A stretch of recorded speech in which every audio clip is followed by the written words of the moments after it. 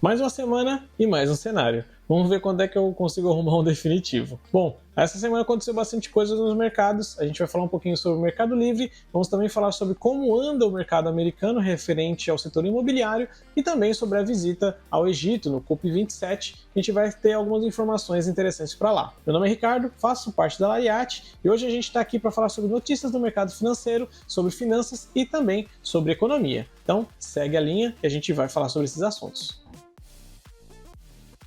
O Mercado Livre abriu um pouco das suas estratégias recentes e isso ensina um pouco sobre como funciona o mercado aqui no Brasil pra gente. Estamos à beira da Black Friday e apesar dessa ser uma data um pouco controversa aqui no Brasil pelo famoso metade do dobro, ainda assim a gente tem uma data muito importante para o varejista aqui no Brasil. Porém, as vendas parecem não estar alavancando tanto quanto o esperado. Pelo menos é isso que o Mercado Livre está relatando. No terceiro trimestre de 2022, as vendas do Mercado Livre estão em patamares próximos ao de antes da pandemia, o que ainda assim é um avanço, mas é bem baixo se a gente comparar com o mesmo período do ano passado. E segundo André Chaves, o vice-presidente sênior de estratégias e desenvolvimento corporativo do Mercado Livre, existem dois fatores bastante determinantes para que isso aconteça. O primeiro deles, e o mais simples, é justamente o nosso cenário macroeconômico. Nós estamos passando por um período de alta de inflação, isso faz com que o poder de compra das pessoas acaba sendo deteriorado, e isso logicamente vai impactar para compras feitas no Mercado Livre, que muitas vezes não são da parte mais essencial. E a segunda causa que tem relação com a inflação é a nossa taxa de juros, que está bastante elevada, que para o Mercado Livre significa uma linha de custo dentro das suas operações. Isso é algo que não fica muito transparente para o consumidor final, mas é bastante relevante para o modelo de negócio que eles trabalham hoje. Isso acontece porque no e-commerce grande parte das vendas são feitas a partir de financiamentos. Pois é, você pode até não saber, mas as parcelas que você faz em 10 vezes, 5 vezes ou qualquer que seja,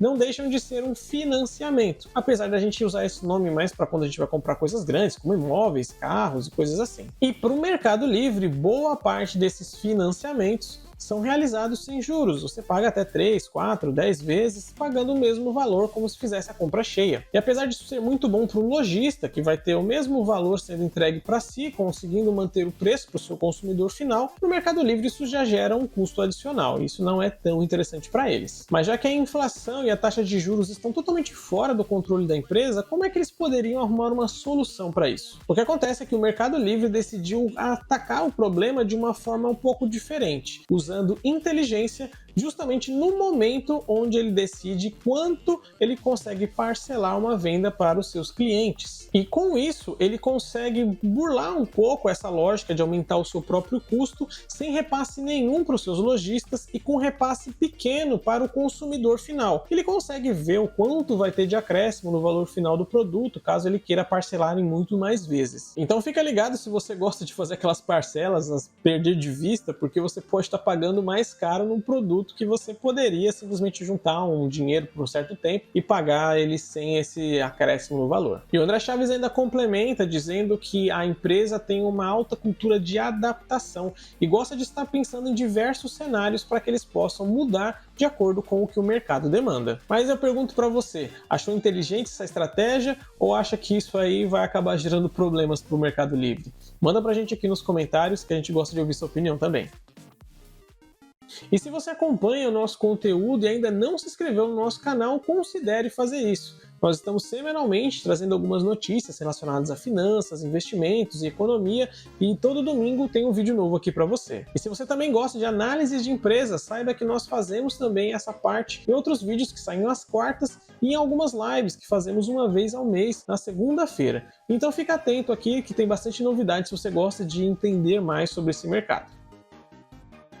E as construtoras do mercado americano ainda apontam para uma direção, e a direção ainda é de crise. O índice de confiança das construtoras americanas, que é usado justamente para medir o termômetro aí do mercado lá nos Estados Unidos, ele despencou no mês de novembro, saindo de 38 pontos para 33. E o que mais chama atenção é que esse é o pior resultado que a gente teve desde o ano de 2012, quando ele chegou em patamares parecidos. Claro que isso aqui a gente está desconsiderando o auge da crise do Covid-19, que também chegou em patamares absurdamente baixos. E para nós termos uma noção comparativa, esse índice, que foi criado pela Associação Nacional de Construtoras, é considerado baixo, abaixo dos 50 pontos. Então os 33 que a gente está agora tá bem ruim. Infelizmente esse resultado ele não é uma grande novidade, porque esse índice vem se depreciando já tem 11 meses consecutivos, chegando agora na maior baixa que a gente teve desde 2012, como a gente comentou. E é claro que isso tem algumas sinalizações pra gente. O primeiro é justamente essa tendência de alta de inflação no mundo inteiro, que também acontece lá nos Estados Unidos. E com a alta da inflação, acontece o acréscimo na taxa de juros. Não é só no Brasil que isso acontece, mundo afora a mesma prática é feita pelos governos também. E é claro que quando a taxa de juros está bastante elevada, a tendência é que as empresas que trabalham na construção civil ou até mesmo no setor imobiliário acabem sangrando um pouco mais. Não tem muito o que fazer, né? As pessoas precisam se alavancar para fazer construções e empreendimentos maiores. A questão aqui é que a depreciação desse índice pode estar sinalizando que a melhora na crise não está tão à vista ainda, o que não é tão interessante aí para os investidores mundo afora. O que se especula é que o presidente Biden e o seu governo, que deve ter algumas mudanças com as midterms lá nos Estados Unidos, elegendo um novo Congresso, possa voltar a sua atenção para esse setor e trabalhar em cima justamente da taxa de juros que está bem elevada lá no país. Agora, se isso realmente vai acontecer, a gente vai precisar esperar alguns próximos capítulos das novelas para a gente poder ter certeza.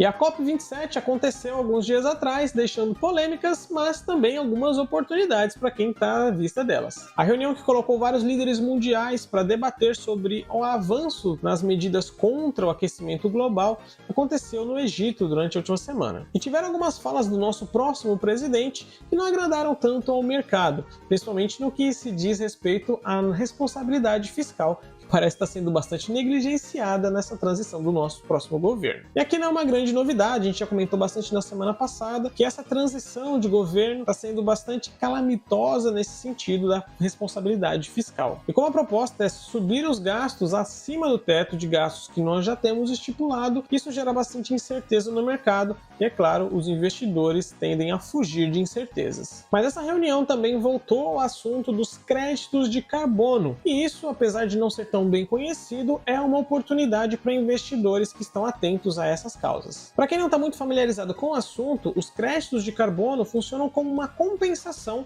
pelos gases poluentes que são jogados na atmosfera, pelos países e empresas que trabalham em algum ramo que precisam gerar essa poluição. E o tratado que foi assinado lá em Paris, anos atrás, determina um limite para a quantidade de CO2 que deve ser colocada na atmosfera pelos países signatários. Mas existe a possibilidade dos países ou até das empresas não atingirem esse limite ao qual estariam propostos. Mas existe a possibilidade desse limite de emissão não ser atingido. E esse limite não atingido gera um crédito que pode ser comercializado no mercado. E a boa notícia é que sim, existem formas de você e eu, como pessoas físicas, investirem diretamente nesses créditos de carbono. E uma dessas formas é através da Moss Carbon Credit, ou MCO2, que é um token ou uma criptomoeda que está lastreado em cima desses créditos de carbono. A cotação delas varia de acordo com quanto esses créditos estão sendo comercializados no mercado e podem ser interessantes para quem quer estar exposto a esse tipo de mercado no mundo inteiro. Outra maneira de fazer isso é através de fundos de investimento e ETFs, que são na verdade fundos de índices, que são parecidos com os fundos aí nesse caso. A diferença é que os ETFs eles estão atrelados a um índice específico, enquanto os fundos de investimento têm mais manobras que podem fazer, gerando um pouco mais de custo na questão da administração,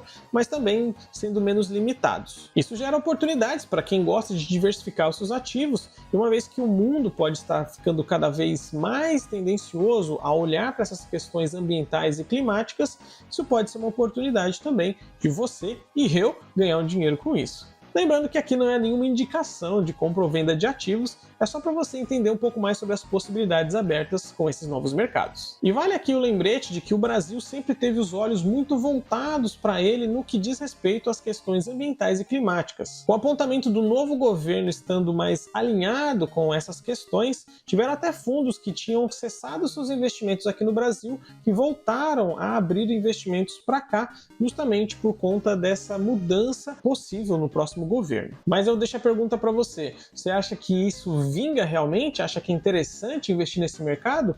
Ou isso aí é meio que papo para inglês ver? Manda pra gente aqui nos comentários. E deixando apenas uma pergunta final para vocês, existe algum assunto, alguma notícia que nós não comentamos nesse vídeo, mas que você achou relevante e deveria estar no vídeo? Manda pra gente aqui nos comentários que a gente vai batendo um papo e enriquecendo essa conversa durante a semana. Eu vou ficando por aqui, um abraço para vocês e até semana que vem.